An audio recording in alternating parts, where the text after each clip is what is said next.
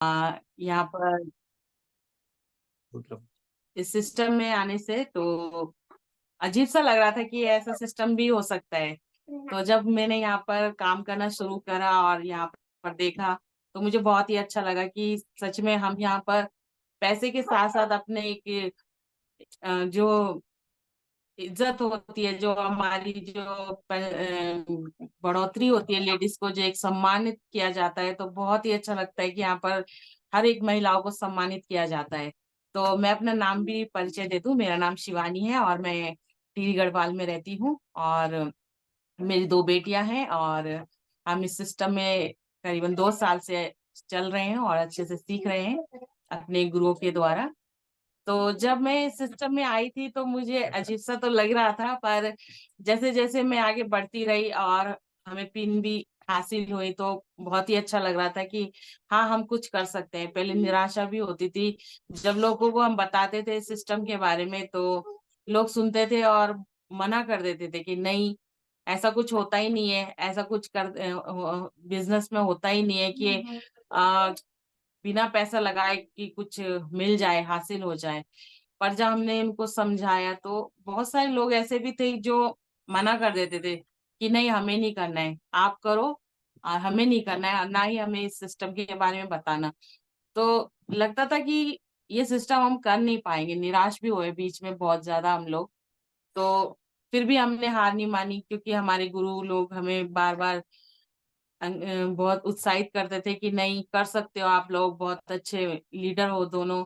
तो हमने कहा कि ठीक है, हम करेंगे, कुछ भी हो जाए हम करेंगे, चाहे लोग सुने या ना सुने, पर हमें बढ़ना है और आगे चलना है। तो हम लोग करते रहे, फिर लोग भी हमारे साथ, टीम जुड़ती रही, महिलाएं भी बहुत सारी हमारी जो इस समय जिन्होंने पिन भी हासिल करी है, बहुत सारी लेडीज ने हमारे जो लीडर लोग हैं। बहुत ही अच्छा लग रहा है कि हाँ, हम लगता है कि हम लीडर बन रहे हैं। और अभी तो अच्छे से नहीं बन पाए हैं, पर कोशिश है कि एक अच्छे लीडर बनेंगे, और जैसे हम बने हैं वैसे ही हम दूसरे लीडर को भी सिखाएंगे और उनको भी चलाएंगे। और जैसे इस सिस्टम में हम सीख रहे हैं, बढ़ रहे हैं, ऐसे ही हम दूसरों को भी सिखाएंगे और बढ़ाएंगे। तो निराशा तो आती है, पर निराशा से ही हमें जीतने का हौसला मिलता है। जब निराशा आती है जीवन में, तो एक जीतने की जिज्ञासा भी आती है कि हाँ, जब हम कहीं गिरते हैं तो उठने की भी आशा मिलती है कि हाँ, हम कर सकते हैं। तो बहुत ही अच्छा लग रहा है इस सिस्टम में। और हमारी इस समय ईगल पिन भी आई है, तो बहुत ही अच्छा लग रहा है, खुशी भी हो रही है कि हम भी बढ़ रहे हैं, हमारे लीडर लोग भी हमारे साथ सहयोग दे रहे हैं। तो बहुत ही अच्छा लग रहा है। तो सभी को जय आरसीएम।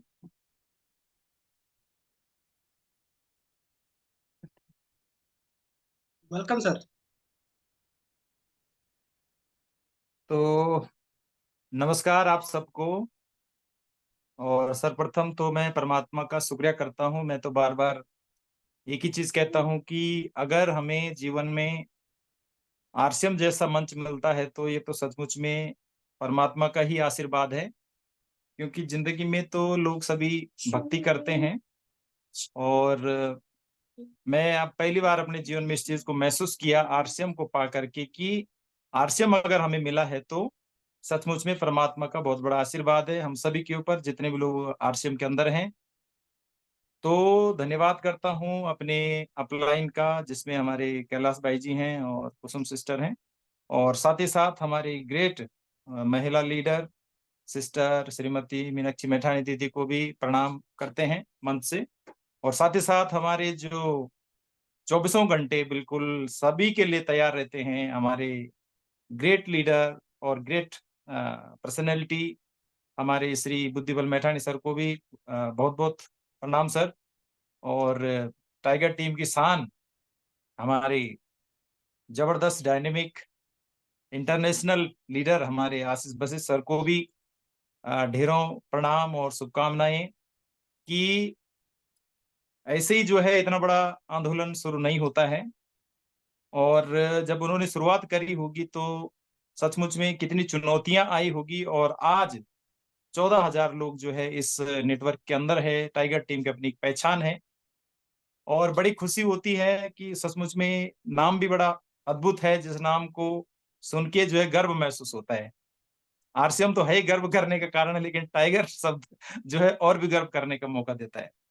तो 2 साल से हम लोग भी सीख रहे हैं अपने अपलाइनों के माध्यम से, जिसमें मैंने पहले बता दिया, कैलाश सर हमारे अपलाइन में आते हैं, और हमारे ग्रेट अपलाइन में बुद्धिबल सर और आशीष बसित सर और मीनाक्षी दीदी और तमाम जितने भी अपलाइंस हैं, सभी का स्वागत, और जितने भी और लीडर्स हैं सभी का दिल से स्वागत और धन्यवाद।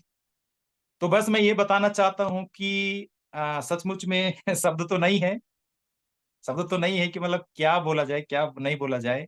कभी कभी तो ऐसा होता है कि बोलने के लिए आदमी को मंच मिल जाए तो आदमी कुछ भी बक लेता है।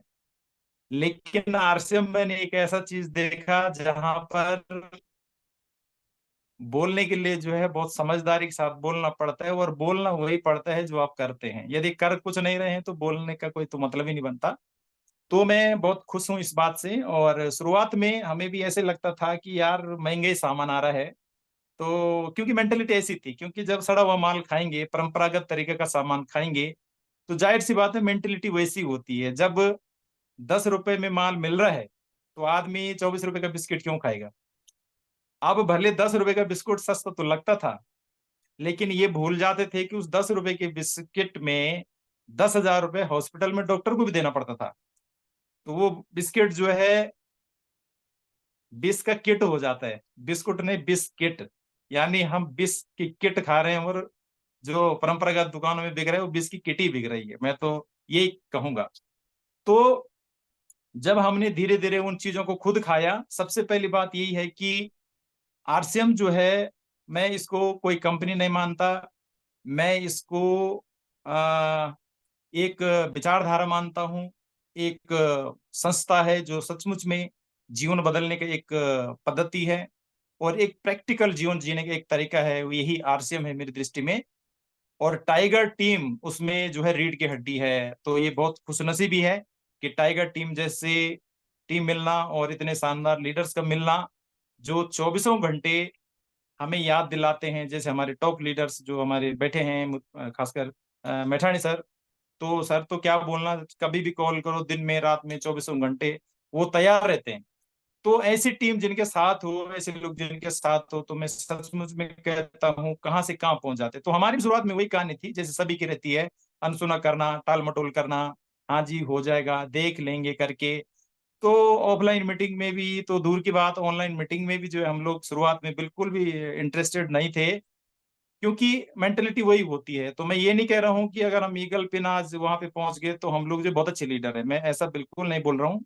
क्योंकि हम उसी लेवल से आए जिस लेवल से सभी लोग आते हैं।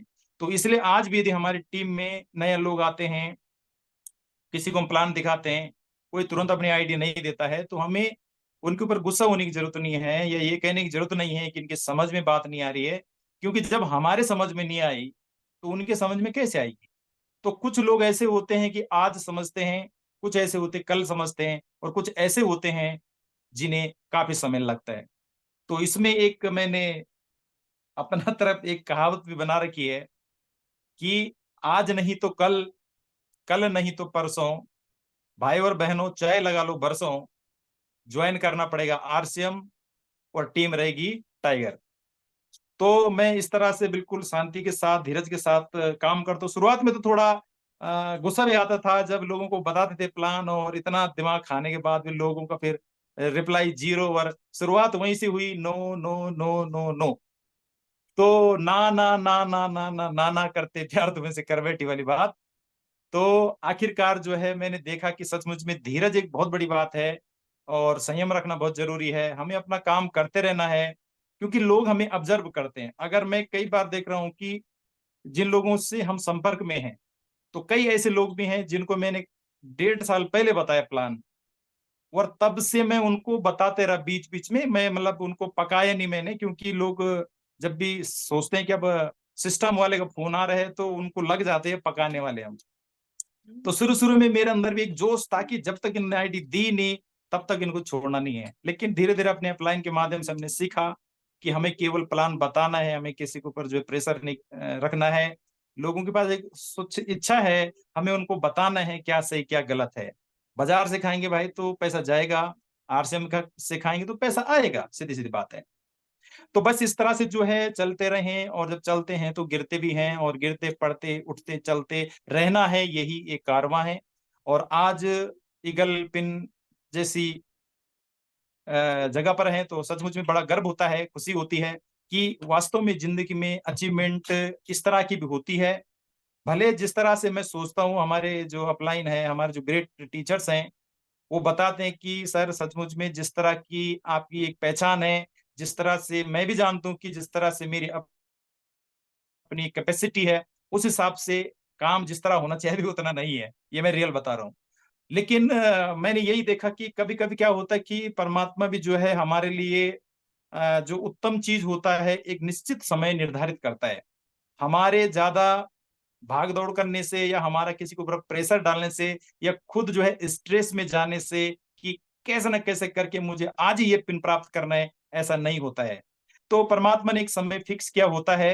हाँ, ये जरूर है, हमें अपना जो हमारे 6 बेसिक्स हैं और 8 स्टेप्स हैं, कोर स्टेप्स हैं, और 21 गोल्डन रूल्स हैं, उन सभी को हमें अच्छे से याद रख के उसको अनुसार में जीना है। हमें अपना काम करते रहना है।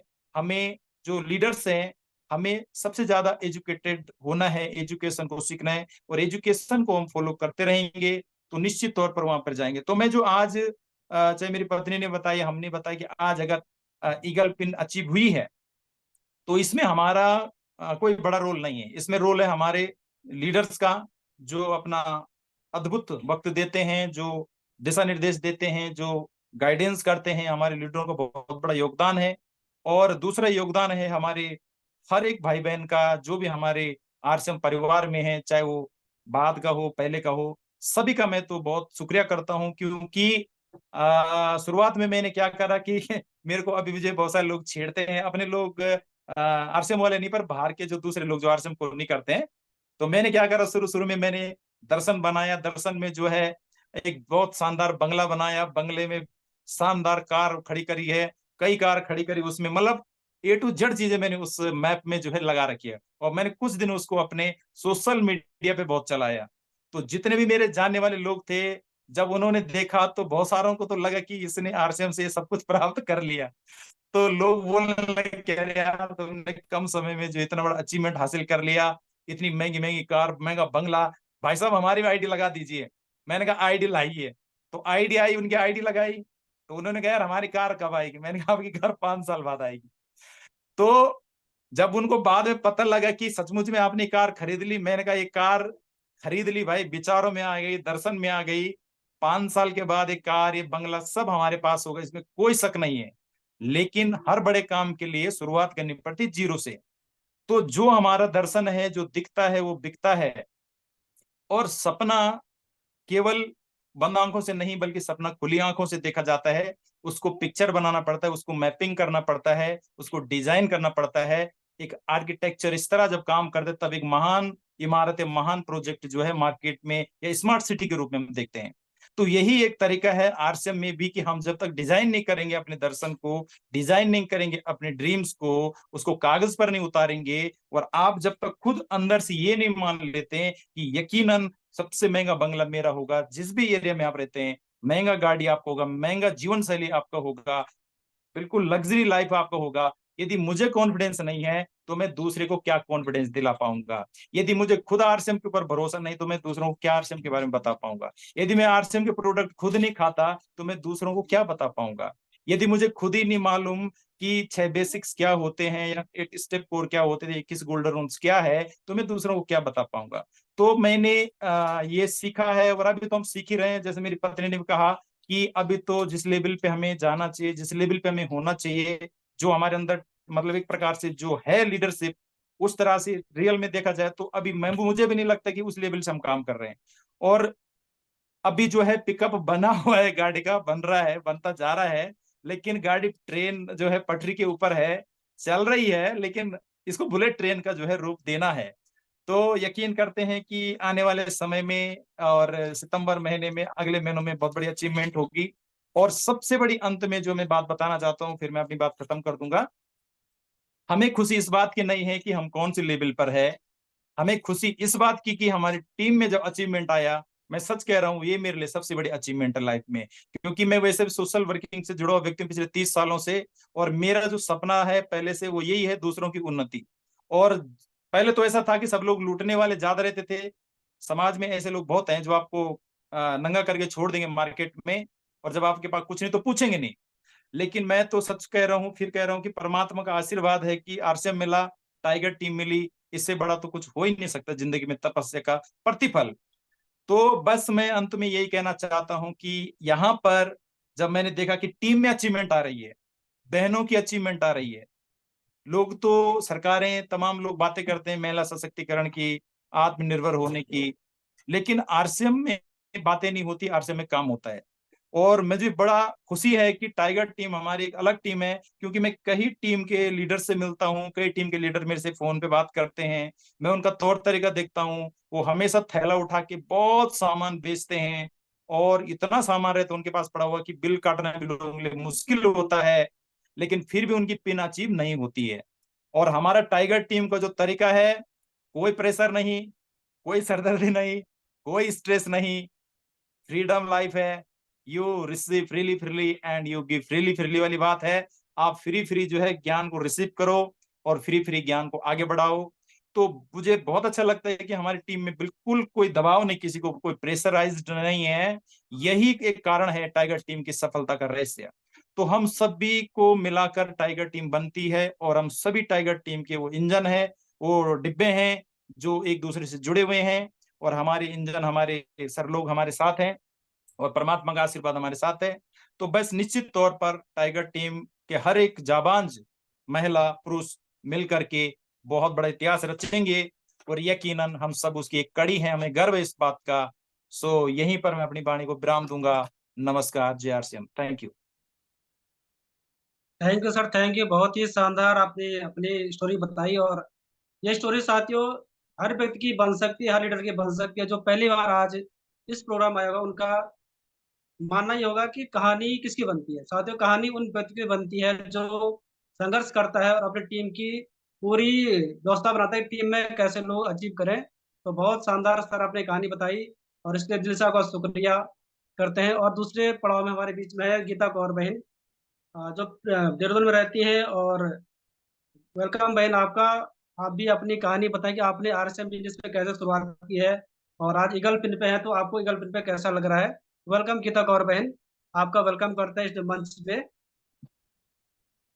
थैंक यू भैया। और सबसे पहले आपको ही प्रणाम करती हूँ भैया, कोटि कोटि नमन है भैया आपको। आप हमारी ग्रेट अपलाइन में आते हैं भैया। और मोती सर की कहानी तो बहुत ही खूबसूरत है, मुझे नहीं लगता कि मेरी कहानी कैसी होगी। और भैया को बहुत बहुत बधाई है कि भैया ने बहुत अच्छी कहानी थी भैया की, और जो भैया ने पॉइंट रखे बहुत अच्छे लगे मुझे।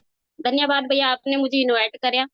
और मैं अपना नाम परिचय कर दूं, मेरा नाम गीता कौर है साथियों, और प्रेम नगर में रहती हूँ। और आप सभी का स्वागत और मोस्ट वेलकम करती हूँ इस मंच पर। और पहले सबसे पहले अपने आदरणीय गुरु आशीष वशिष्ठ भैया को कोटि कोटि नमन करती हूँ। उनके मतलब उनका जितना धन्यवाद करूं कम है साथियों। और जो आज बोल घबराहट भी हो रही है, मैं कभी अब भी मतलब ऐसी सामने नहीं आई हूँ, फ्रंट नहीं आ पाई हूँ, और क्योंकि मुझे बहुत झिझक होती है बोलने में। पर आज मेरी ग्रेट गुरु ग्रेट अपलाइन ने मुझे ये कहा है कि आज तुम्हारी कहानी है, तो मुझे तो नहीं लगता कि कहानी क्या है, पता नहीं, जब गुरुओं ने बोल दिया तो बनती है, बोलूंगी जो मेरा मतलब इसमें अनुभव रहा है। और पहले मैं आदरणीय आशीष वशिष्ठ भैया को प्रणाम करती हूँ, कोटि कोटि नमन करती हूँ, और धन्यवाद करती हूँ भैया को कि भैया ने हमारे लिए इतना खूबसूरत प्लेटफॉर्म बनाया है कि हम लेडीजें अपनी बात रख सकते हैं।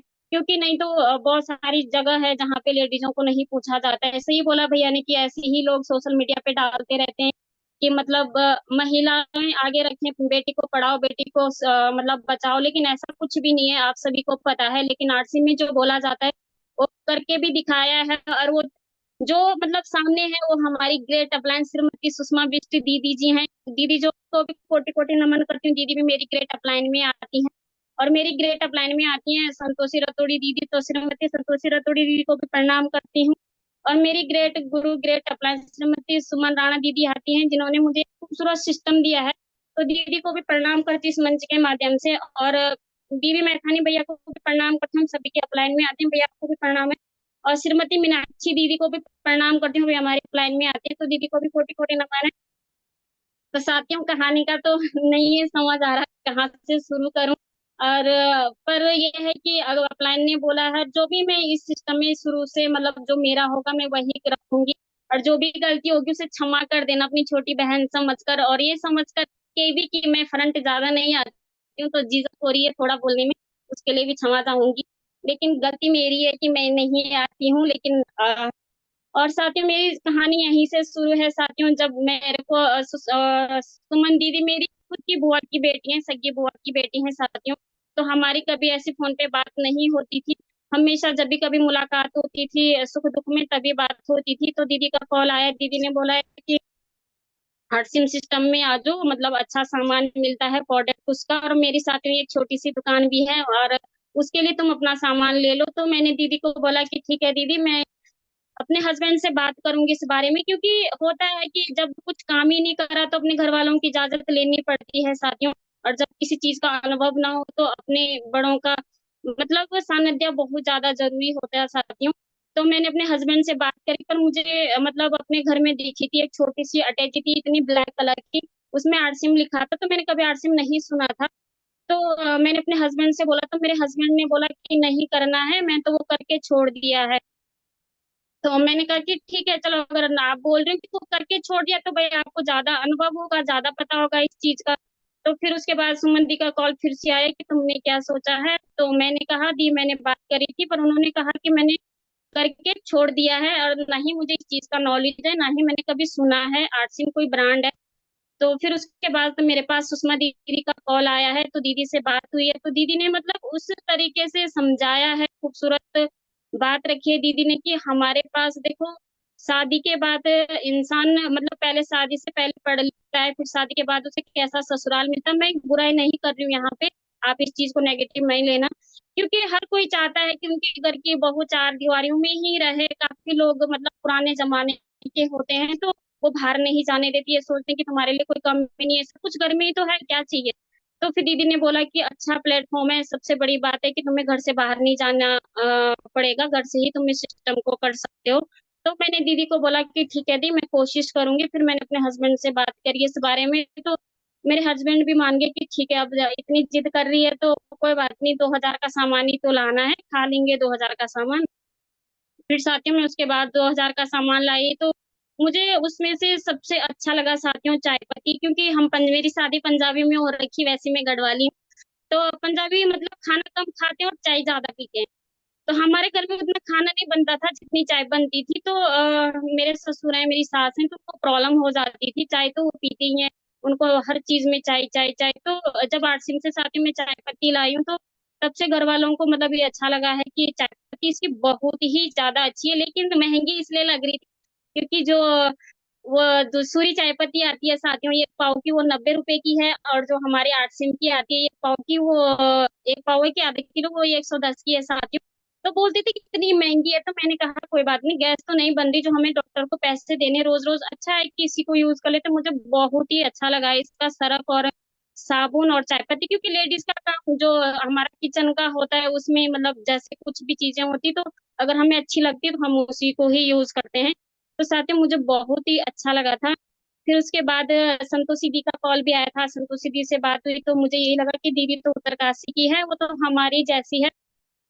तो मैंने कहा दीदी को ठीक है दी। फिर साथियों उसी बीच उसी कड़ी में मेरी बात योगिंदर रावत भैया से हुई है। भैया को भी मैं कोटि कोटि नमन करती हूँ, प्रणाम करती हूँ। भैया ने भी मुझे बहुत सारी जानकारी दी है, बहुत अच्छे से समझाया है कि मतलब मैं भी एक पहाड़ का हूँ, मतलब जैसे कि नहीं यकीन होता बाहर के लोगों के, पर मैं एक पहाड़ का ही हूँ, तो यकीन कर सकते हो। तो मैंने भैया को बोला कि ठीक है भैया। फिर उसके बाद उसी कड़ी में मेरी आशीष भैया से मुलाकात हुई है वीडियो कॉलिंग में। तो भैया ने भी बहुत ही अच्छी तरीके से बात की है, समझाया है। तो मुझे महसूस हुआ कि ये गुरु वो थे जिस गुरु के पास हमने पढ़ाई करी है, और उन्होंने भी इतनी ही अच्छे से समझाया जब हमें कोई मतलब समझ में नहीं आता था कोई टॉपिक, तो उस तरीके से साथियों तो मुझे ये लगा कि भाई भी मिला है और गुरु भी मिला है। तो आदरणीय गुरु को मैं जितना नमन करूं उतना कम है मेरे लिए, क्योंकि मैं वो गीता नहीं रही जो मतलब 3 साल पहले थी। मेरे को बहुत शर्म आती थी ऐसा लगता था कि कैसे किसी के सामने कुछ बोलूं। और मैं बड़कोट की हूँ साथियों, सीधा जब शादी हुई तब देहरादून पहली बार ही देखा था कि देहरादून भी कोई सिटी है, नहीं जानती थी। और फिर उसके बाद साथियों मेरी कहानी मतलब वो यहाँ से शुरू हुई थी जब सुमन दी का कॉल आया था, मैंने उसके बीच में बात रखी आप लोगों के सामने। फिर साथियों उसके बाद हमें जाना था बिलवाड़ा, तो बिलवाड़ा के लिए था उस समय 20 टीबी करना था। और मेरे साथ तो ज्वाइनिंग कोई था ही नहीं, क्योंकि यहाँ तक कि मेरे खुद के अपने ही ज्वाइन नहीं हो रहे थे। तो मैंने दीदी लोगों को बोला, दी मैं कैसे चलूंगी बिलवाड़ा? तो दी ने बोला ऐसा करना, 20,000 का सामान लेना और फिर तुम हमारे साथ चल लेना।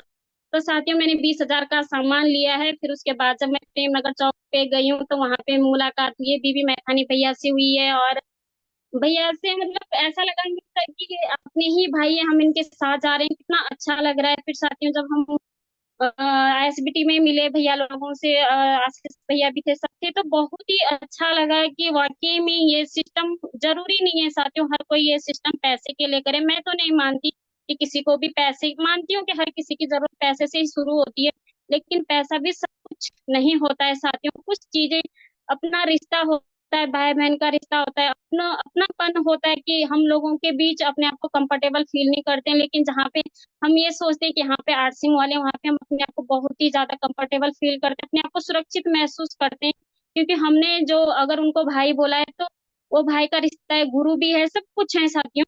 और फिर बिलवाड़ा गई, जब बिलवाड़ा में गई तो जब वहां पे इतनी बड़ी फैक्ट्री देखी है, इतना मतलब कपड़े बनते हुए देखा, सब कुछ, ऐसा नहीं है साथियों कि विश्वास नहीं था अपने गुरुओं पे, अपने अपलायनों पे, सब कुछ था।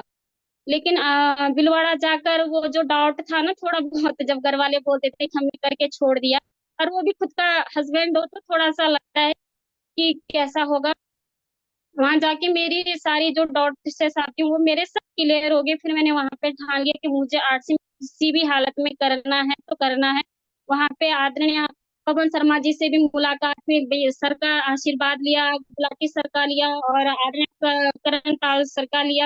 मतलब बहुत लोगों से वहां पे मुलाकात हुई है, बहुत अच्छा लगा है। और वहां से जब हम बस में लौट कर आ रहे थे साथियों, तो जोगिंदर भैया है उनका नाम, वो भी हमारी टीम के हैं, वो भी हमारे प्लान में आते होंगे, भैया को भी प्रणाम करती हूँ। तो भैया ने यही बोला था कि तुम्हें कैसा लगा यहाँ पे आकर? सबने बोला था बस में कि मुझे ऐसा लगा, मुझे वैसा लगा। लेकिन मेरे साथ सरस्वती बटोला दीदी थी। बोलते हैं ना साथियों, मैंने अभी कहा कि पैसा सब कुछ नहीं होता। सरस्वती बटोला दीदी मतलब इतनी खूबसूरत मेरी फ्रेंड बन गई, इतनी अच्छी दीदी बन गई। और मेरी तबीयत भी खराब हो गई थी बस में, तो दीदी ने मुझे संभाला है। तो मुझे ऐसा लगा कि इतना अच्छी तरीके से तो शायद कभी हमारे अपने बहनों ने भी नहीं संभाला होगा। बुराई नहीं कर रही हूँ, क्षमा चाहूंगी उसके लिए। इतनी अच्छी तरीके से, जब मैंने दीदी को बोला दीदी मैं नहीं बोल पाऊंगी, आप मुझे मत बोलने दो, तो दीदी ने बोला नहीं, बोलना है तो बोलना है, ना बोलने का क्या मतलब है। तो मुझे ऐसा लगा कि हमारे मतलब लोग मतलब कि लोग मतलब कुछ नहीं करते आगे बढ़ने के लिए, ऐसा नहीं है साथियों। आरसीएम में चाहे कोई भी लोग हैं, सब अपने आप को आगे बढ़ने के लिए आपको हाथ देते हैं। तो वहां पे मैंने अपनी बात यही रखी थी कि साम्राज्य बनाने में वक्त बहुत लगता है, साम्राज्य बनाने में वक्त बहुत लगता है साथियों। जैसे कि मुझे 3 साल लग गए हैं, अभी पता नहीं कितने साल लगेंगे, लेकिन मैं उस चीज के लिए तैयार हूँ। साम्राज्य बनाने में वक्त बहुत लगता है साथियों। जब आप बन जाते हो तो ताज आपके सर पर होता है साथियों। वो खुशी मतलब तब होती है जब ताज बन जाता है, ताज हमारे सर पर होता है। तो वक्त बहुत लगेगा यहाँ पे। जो आज मतलब पहली बार बैठे होंगे उनको भी यही लग रहा होगा कि कैसा क्या है, समझ सकती हूँ, क्योंकि जब हम पहली बार मीटिंग में बैठे थे तो हमें भी ऐसे ही लगा था साथियों। और जब साथियों में वहां से मेरी जर्नी शुरू हुई है कि मैंने को लाइफ में कुछ करना है, ये तो था ही साथियों पहले से मन में कि अपने लिए कुछ करना है। जब मैं घर आई तो उसके बाद साथियों मेरे साथ मतलब टीम बनी, मेरी खुद की बहनें ज्वाइन हुई है, मेरे खुद के भाई ज्वाइन हुए साथियों। और जब वहां से तब उसके बाद साथियों में अब भी आवाज आ रही है? आ रही है बेटा, कंटिन्यू करो। थैंक यू भैया। फिर उसके बाद मैं बिगनर बनी, स्टार्टर बनी और ओपनर बनी। आज मैं साथियों ईगल जैसे पिन पर हूँ। और मुझे बहुत ही ज्यादा अच्छा लग रहा है कि संघर्ष साथियों, मैंने यही अपने अनुभव बता रही हूँ, मेरे को संघर्ष सबसे ज्यादा लगता है तो अपने ही घर से लगता है। मानती हूँ कि यहाँ पे बुराई की तो कोई बात नहीं होती, लेकिन जो सच्चाई है, सच्चाई से भी मुंह नहीं मोड़ा जाता। सबसे ज्यादा संघर्ष अगर इंसान को करना पड़ता है तो अपने ही घर से करना पड़ता है। और पर इतना ही है कि संघर्ष के पीछे कोई बात नहीं, सुषमा दीदी बोलती थी कि कोई बात नहीं, अगर घर से भी नहीं कोई सपोर्ट करता, नहीं कोई बात मतलब इस तरीके के करता है, तो कोई बात नहीं, सबको खुश रखना है, किसी को नाराज नहीं करना है, सबको टाइम टाइम पे हर एक चीज देनी है।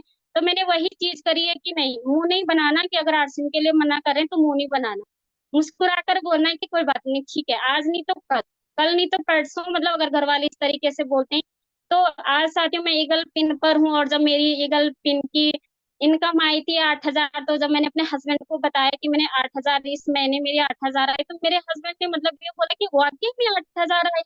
मैंने कहा हाँ वाकई में आए, कि मुझे यकीन नहीं है, मैंने तो करके छोड़ दिया। तो मैंने अपने हस्बैंड को मतलब फोन पे मैसेज करके दिखाया, और जो बैंक से मैसेज आता है उसमें दिखाया है कि अगर आपको ये वाले मैसेज में यकीन नहीं हो रहा, पर जो बैंक से आया उसमें तो लास्ट का बैलेंस भी दिखाते हैं।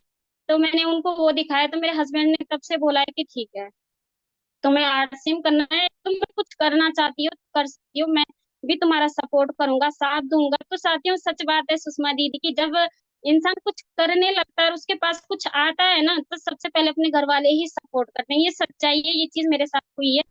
तो मैं अपने हस्बैंड का भी बहुत बहुत धन्यवाद करती हूँ कि उन्होंने उन्होंने छोड़कर भी उन्होंने मेरा सपोर्ट किया, मेरे को इस सिस्टम में ज्वाइन होने दिया, मेरे लिए इतनी ही बड़ी बात है। आज वो मेरे साथ हैं, उसके लिए भी बहुत खुशी हूँ मैं, कि मतलब धन्यवाद करती हूँ उनका दिल से मन से भी। और साथियों यही है, जब मेरी पहली इनकम थी तो 37 रुपए थे, और जब मैंने मैसेज छोड़ा था आरसी, उस भैया ने बोला था कि बहुत बहुत बधाई हो। तो मैंने भैया को यही बोला था कि किस चीज की बधाई है, 37 रुपए मुझे किस चीज के आए। तो भैया ने बोला था कि ये तुम्हारी पहली इनकम है। और मैं सभी अपलायनों का, सभी गुरुओं का बहुत ही कोटि कोटि नमन करती हूँ, प्रणाम करती हूँ, और यही बोलूंगी कि उतार चढ़ाव सबकी जिंदगी में है साथियों, कोई तन से दुखी है तो कोई मन से दुखी है, कोई अपनों से दुखी है तो कोई बाहर वालों से दुखी है, ये सच्चाई है जीवन का। लेकिन यही कहूंगी कि हंसकर हर चीज को, जब हर हाल में जीना ही है तो क्यों ना मुस्कुरा के जिया जाए। और वो एक वाला दीदी भी बोलती हैं और गुलाटी सर भी बोलता है, मुझे बोलने नहीं आता, बोलते हैं, मुस्कुरा मुस्कुरा कर चेहरा, मतलब किसी को भी कोई बेचारा दुखी है, अगर वो मुस्कुरा कर उससे बोला जाए तो वो भी कहीं ना कहीं अपने मन को खुश रखता है कि वो बेचारा कितना खुश है। अंदर से क्या पता कौन कितना दुखी है, किसी को नहीं पता। तो यहाँ पे नेगेटिव तो आती है साथियों, ऐसा नहीं है कि नेगेटिव नहीं आती। मैं आप लोगों को बोलूँ तो मेरी तो साल भर में मैं बिगनर गई थी, 1 साल तक मैं मतलब इस सिस्टम में ऐसी ही लगी रही, और मेरी अपलाइनों ने बोला कि नहीं आपको डायमंड क्लब करना है, तो मैंने 5 महीने तक डायमंड क्लब भी किया है, 10-10 हजार की खरीदारी। और जबकि मेरे साथ एक भी ज्वाइनिंग नहीं थी, यहाँ तक कि मेरे खुद अपने भी ज्वाइनिंग नहीं थे। पर वही है साथियों कि अपने मन से जिंदगी में कभी हार मत मानो, हार तभी हारता है इंसान जब वो अपने मन से हार जाता है। तो चाहे अपलाइन या कोई गुरुदेव या कोई भी कुछ भी बोले, तो वो नहीं जीत पाता, क्योंकि उसका जो मन है ना वो हार चुका है, उसे कितना भी कोशिश करो जगाने का वो नहीं जगता है। लेकिन मेरा मानना यही है कि जब तक हम नेगेटिव नहीं होंगे तब तक हमें समझ में भी नहीं आता, और जब तक हम गिरेंगे नहीं तो हमें उठना भी नहीं आता। और साथ में मेरी एक छोटी सी दुकान है, वहां पे जब मेरे अपने आस पड़ोस के सामान लेने आते हैं, तो जब मैं उनको आरसिम का सामान बोलती हूँ कि ये कॉलगेट कितना अच्छा है, साबुन है, सर्फ है, और तो मेरी जो जिठानियां हैं साथी यही बोलती है, पहले तो खुद गोरी हो जाए उसके बाद तो हमें ये साबुन देना। तो मैं यही बोलती हूँ कि ठीक है कोई बात नहीं, वो यही बोलते हैं कि हमें तो दूसरे ब्रांड का चाहिए, तो कोई बात नहीं साथियों, बहुत ज्यादा दुखी होने की जरूरत नहीं है। मुझे सबसे ज्यादा विश्वास अपने गुरुदेवों पर है, अपनी अपलाइन पर है, और खुद पर भी है कि कोई बात नहीं, आज नहीं तो कल एक दिन वो जरूर आएगा जब हम कामयाब होंगे। लेकिन कामयाब साथियों हम तभी होंगे जब हम मीटिंग में आएंगे। और सबसे ज्यादा जरूरी है, अगर किसी को मतलब लगता है हमारे हेल्पलाइन में कि कोई नेगेटिव हो रहा है, तो हम उनके अंदर चाहे कितनी भी हवा भरे, वो नहीं पॉजिटिव होते हैं तब तक वो मीटिंग में नहीं आते, क्योंकि मीटिंग में इस 304 लोग हैं साथियों, तो 304 लोगों का मतलब अपना अपना अनुभव होता है, अपने अपनी चीजें होती है, किस तरीके से बाहर आए, किस तरीके से उन्होंने ये सिस्टम किया है, तो उनकी बातें सुनकर वो ज्यादा मतलब लगता है उनको कि हमें भी करना चाहिए, अगर ये कर सकते हैं तो मुझे भी करना चाहिए। पर अगर हम अकेले ही उनसे बात करेंगे, हम चाहेंगे कि नहीं हम अकेले ही बात करेंगे, हमारे ही कहने से वो मतलब आगे बढ़ पाएंगे, तो ऐसा कुछ भी नहीं होगा। उसके लिए हमारे ग्रेट गुरु हैं, ग्रेट अपलाइन है, सब हेल्पलाइन है, और जो आज मेरे पास पिन है साथियों ये गर्ल की, तो मुझे उस समय यकीन भी नहीं था कि मैं ही गर्ल बनूंगी। ये सब मेरी अपलाइनों का आशीर्वाद है, और मेरी हेल्पलाइन का बहुत बड़ा सपोर्ट है। और आज मेरी टीम है, जब मेरे साथ एक भी ज्वाइनिंग नहीं थी, अब मेरे साथ बड़कोट में भी मेरी टीम है साथियों, उत्तरकाशी में भी मेरी टीम है। 17 साल साथियों मैंने अपने मायके में गुजार दिए हैं बड़कोट में, पर उत्तरकाशी हमारा जिला पड़ता है और मैं कभी उत्तरकाशी नहीं गई थी।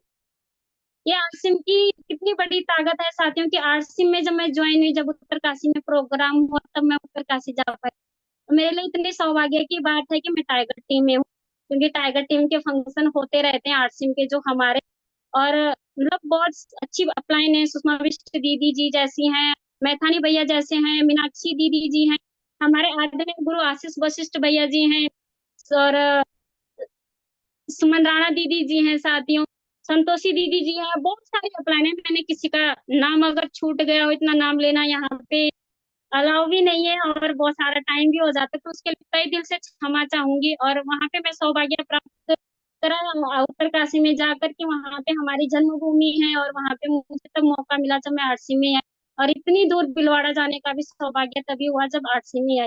नहीं तो साथियों मैंने शादी करके सीधा देहरादून ही तब देखा था, और देहरादून से बाहर कभी गई भी नहीं। और संघर्ष सबके जिंदगी में है, जरूरी नहीं है कि जो मुस्कुरा रहा हो वो भी खुश होगा, जो चुप है वो भी खुश है, और जरूरी है संघर्ष आना। मेरा मानना यही है, जब तक लोग हमें मना नहीं करेंगे कि मुझे नहीं ज्वाइन होना, तब तक हमें समझ में नहीं आती, ना ही अपनी गलती समझ में आती है, और ना ही मुझे तो यही लगता है कि अगर कोई हमें मना कर रहा है साथियों, तो जरूरी नहीं है कि सामने वाले की ही गलती क्यों हमें मना कर रहा है। हो सकता है हमने उसे अच्छे से नहीं समझाया है, और जो हमें कहना चाहिए था वो नहीं कह पाए साथियों। मेरा यही बोलना है, तो अच्छी बात है, अगर कोई मना करता है, नेगेटिव होने की कोई जरूरत नहीं है। और जब नेगेटिव हो जाते हो मीटिंग में ज्वाइन हो, भैया कितनी अच्छी अच्छी ट्रेनिंग लाते हैं हमारे लिए, उनको सुनकर अपने आप को मजबूत करो, खुद मजबूत हो जाएंगे साथियों, तो कामयाबी ज्यादा दूर नहीं, बहुत पास में है। और बस इतना ही है कि अपने आप को मजबूत रखो। और थैंक यू सो मच भैया, धन्यवाद आपका, कोटि कोटि नमन आपको, और आपने सबने मेरी मेरी कहानी सुनी उसके लिए बहुत बहुत धन्यवाद। कोई गलती हो गई होगी तो क्षमा चाहूंगी। थैंक यू सो मच भैया, अपनी वाणी को यहीं विराम देती हूँ। जय आरसी।